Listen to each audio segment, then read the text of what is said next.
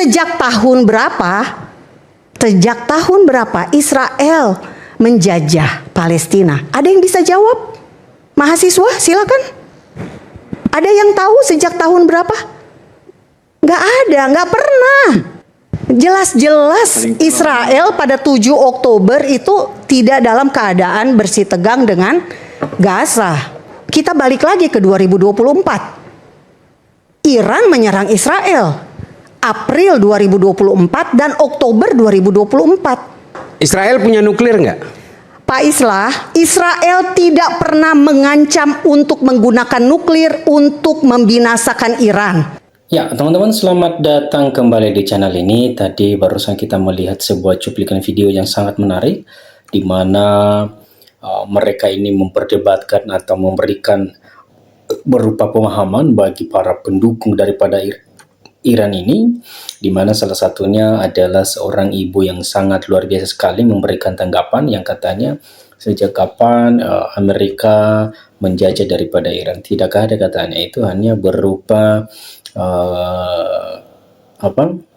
cara mereka untuk bisa saling menyalahkan begitu, teman-teman. Nah, dalam video juga yang barusan kita lihat tadi terlihat bahwa mereka saling juga mempertahankan argumen daripada lawan. Ini merupakan debat seru kalau menurut saya, teman-teman, di mana ini adalah merupakan hal yang terpenting atau momen terpenting ketika negara atau dunia saling berperang, yaitu antara Iran, Israel, dan juga Israel dan Iran. Ini merupakan, dan saya rasa ini bukan cuman hanya sekali, teman-teman, ini sudah beberapa kali terjadi perang antara Iran dan Israel ini.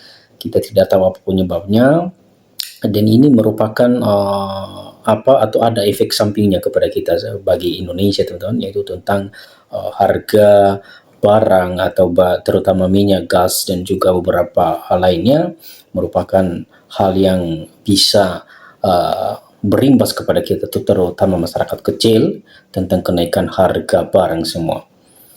Nah, di sini karena sudah ada beberapa tanggapan, mari kita baca dan coba kita telah bersama. Pasca serangan AS dan Israel ke Iran,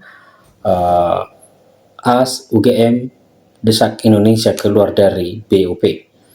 Serangan udara dan rudal yang diluncurkan Amerika Serikat dan Israel ke Iran pada 28 Februari di tahun 2026 ini menargetkan pangkalan militer, fasilitas pertahanan, serta struktur kepemimpinan Iran dalam operasi militer bersama yang disebut Operation Lion Roar. Serangan ini memicu balasan dari Iran yang melancarkan gelombang rudal balistik dan drone ke wilayah Israel, pangkalan militer AS, dan negara sekutu di kawasan Teluk sebagai respon atas agresi tersebut. Merespon peran diplomasi di Indonesia dalam konflik di Timur Tengah, Institute of International Student atau IIS di Departemen Ilmu Hubungan Internasional atau DIHI, Visipol UGM mengutuk agresi Amerika Serikat dan Israel terhadap Iran. Agresi militer yang dilakukan merupakan bentuk crime of aggression atau kejahatan agresi terhadap perdamaian karena dilakukan di tengah proses negosiasi nuklir antar AS dan Iran. Agresi militer Israel dan AS menjadi ancaman nyata bagi stabilitas kawasan Timur Tengah dan potensi atasi perang yang lebih besar. Sebagai warga negara, kami menuntut pemerintah Indonesia untuk mengutuk agresi militer AS dan Israel dan membawa persoalan ini ke PBB untuk memberikan sanksi tegas dan menyelesaikan persoalan secara adil, ujar Ketua Departemen Ilmu Komunikasi Ririn Tri Nurhayati SIP MSI MA PhD Ririn dalam keterangan yang dikirim Kamis. Merespon poin pertama tersebut, peneliti IIS UGM sekaligus aktivis internasional Traktat Larangan Senjata Nuklir Muhadi Sugiono MA mengatakan bahwa harapan yang tersisa saat ini hanya rejim nuklir internasional, Traktat Non-Proliferasi Nuklir atau NPT. Tiga pilar utama NPT yaitu non-proliferasi, pelucutan senjata, dan tujuan damai. Pada keadaan agresi militer saat ini, Iran tidak lagi mendapat perlindungan dari perjanjian tersebut. Jika AS dan NPT tidak menjamin keamanan mereka, satu-satunya cara adalah membangun senjata nuklir, dan Iran memiliki potensi tersebut. Jadi, proliferasi nuklir akan menjadi sangat signifikan, ungkap Muhadi. Ya, teman-teman, di sini luar biasa sekali tanggapan yang sudah dicantumkan di sini tentang peperangan Iran dan Israel yang sangat luar biasa sekali dan juga sangat luar biasa sekali sampai saat ini, teman-teman, perang antara Israel dan Iran, dan mudah-mudahan ini cepat ada perdamaian, teman-teman, sehingga juga efeknya tidak kena kepada kita bangsa Indonesia.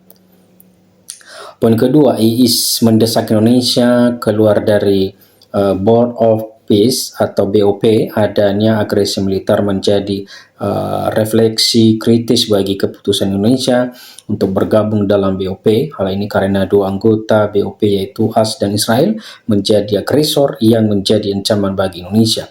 Keterlibatan Indonesia dalam BOP bukan hanya gagal menguatkan peran diplomasi Indonesia, namun justru mengobarkan independensi kebijakan politik Indonesia. Oleh karena itu, kami menuntut Indonesia keluar dari BOP, tutur Ririn. Berdasarkan poin kedua, dosen HI lainnya, Dr. Dia Kusumani Grum, berpendapat bahwa BOP merupakan Dewan Perdamaian, tetapi pada kenyataannya yang diperlihatkan justru pertikaian.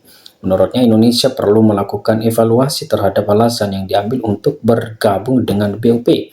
Pada situasi sekarang, keterlibatan Indonesia dalam BOP diartikan bahwa Indonesia tidak sejalan dengan nilai kebangsaan, nilai anti-kolonialisme, Dasar Bandung, dan prinsip politik luar negeri. Reputasi Indonesia untuk generasi mendatang, sejarah akan mencatat Indonesia menjadi bagian dari agresor apabila tidak bergabung dengan BOP, kata dia.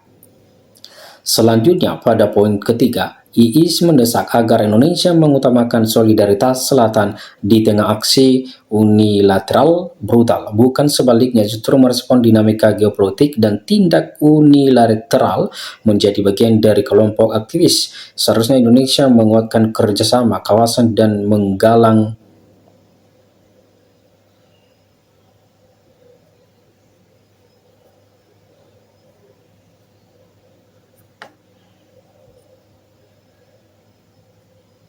Ya, teman-teman, di sini mereka menyatukan yang beberapa poin yang sangat luar biasa sekali.